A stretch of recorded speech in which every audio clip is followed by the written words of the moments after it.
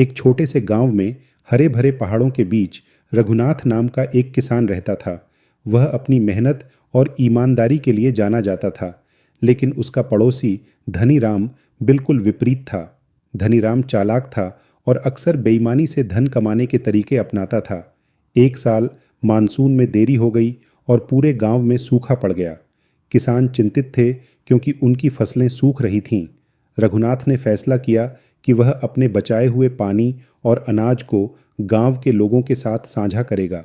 वह मानता था कि दूसरों की मदद करने से सबका भला होगा। उसने अपना सामान बिना किसी स्वार्थ के बांटा, यहाँ तक कि धनीराम के साथ भी, जबकि वह उसकी प्रकृति जानता था। लेकिन धनीराम ने इस स्थिति का फायदा उठाया। उसने जो पानी मुफ्त में मिला था उसे ज़रूरतमंद गांव वालों को ऊंचे दामों पर बेचा और पैसे जमा कर लिए। उसे लगा कि वह बहुत होशियार है और उसने रघुनाथ का मजाक उड़ाते हुए कहा, तेरी दयालुता तेरा पेट नहीं भरेगी। धन वही कमाता है जो हर मौके को पकड़ लेता है।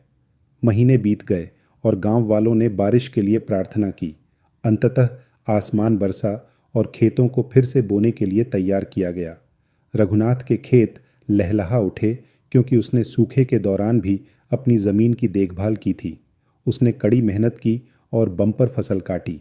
वहीं धनीराम की लालच का असर उस पर पड़ा। जिन गांव वालों ने उसकी बेईमानी झेली थी उन्होंने उससे कुछ भी खरीदने से मना कर दिया। उसके खेत, जो उसने सूखे के दौरान नज़रअंदाज कर दिए थे, लगभग कुछ भी पैदा नहीं कर सके।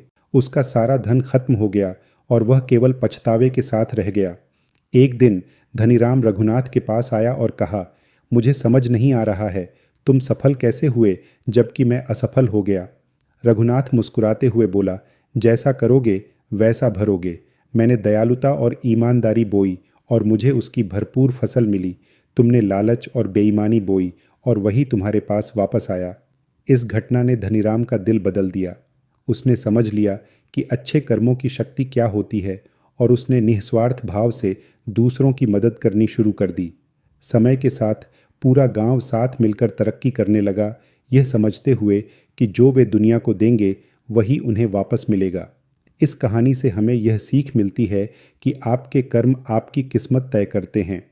दयालु, ईमानदार और उदार बने, क्योंकि जीवन वही लौटाता है जो आप दूसरों को देते हैं। जैसा करोगे वैसा भरोगे,